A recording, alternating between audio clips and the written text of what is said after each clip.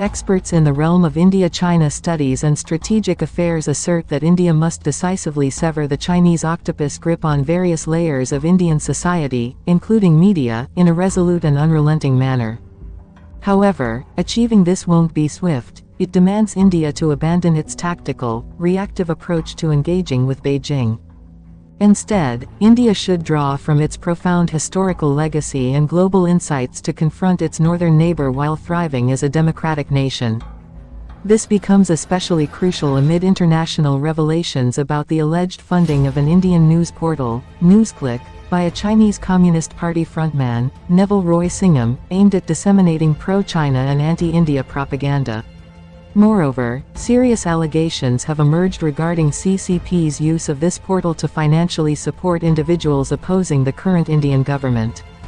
Given the looming Chinese threat in the lead-up to the 2024 general elections, N.C. Bipindra, head of New Delhi-based think tanks Law and Society Alliance and Indian Strategic Interests Foundation, stated, "The Chinese essentially aim to oust the Narendra Modi government, seeking a pliable alternative.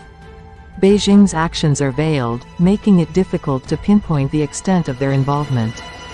The ambiguous landscape. In this warfare, the line between legal and illegal actions is blurred," Bipindra explained. States aspiring for global power understand that military strength alone isn't sufficient. Robust soft power presence is imperative, comprising cultural and ideological influence across multiple fronts.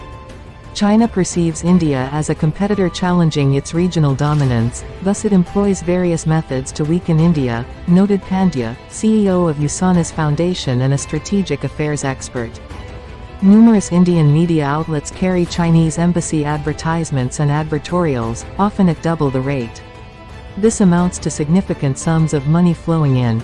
The Chinese set the narrative, and articles are constructed accordingly, added Bipindra.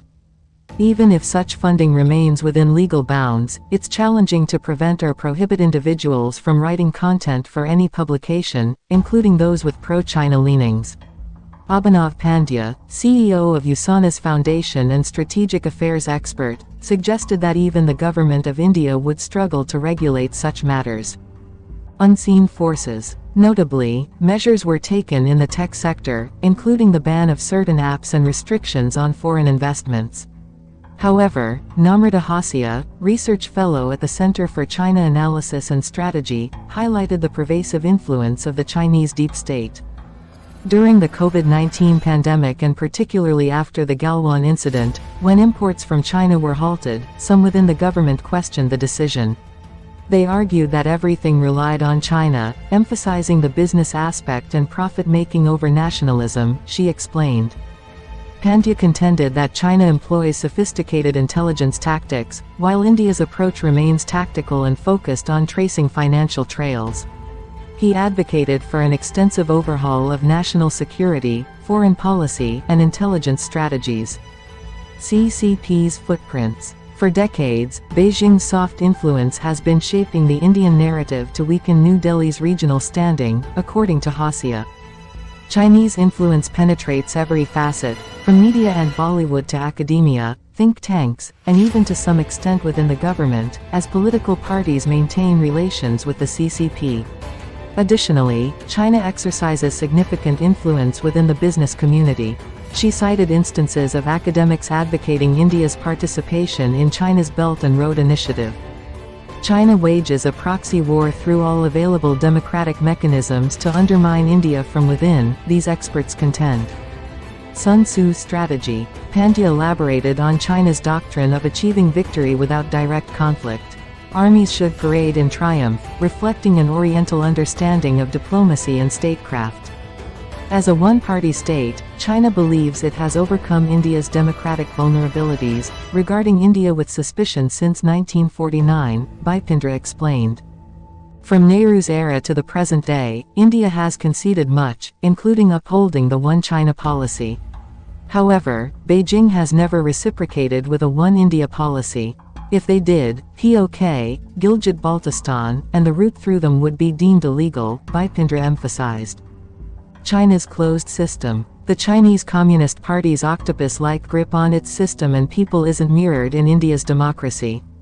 Bipindra pointed out that the farmers' protest on Delhi's borders in 2019-20 wouldn't have been tolerated in China.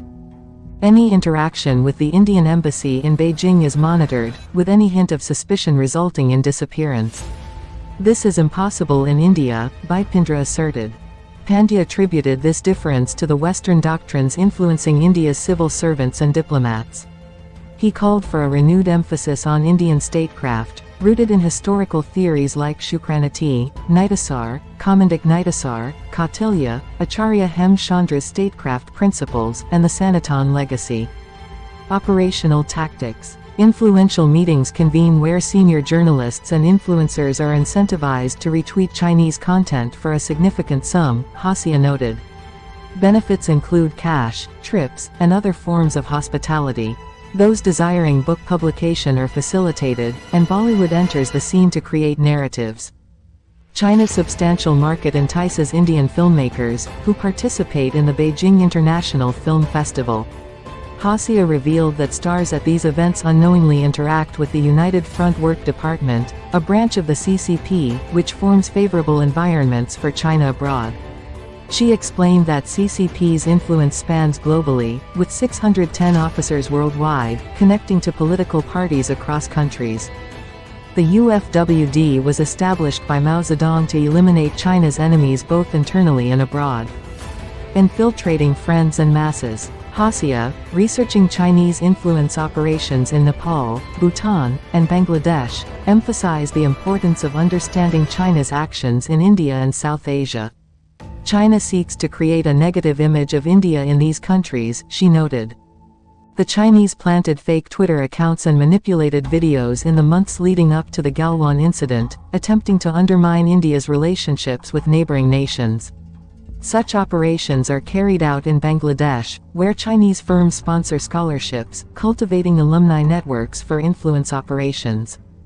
China aims to divert India's focus from economic progress, as evidenced by articles done by some money-mongers news outlet during Galwan suggesting PLA's superiority over the Indian military tried to demoralize Indian armed forces.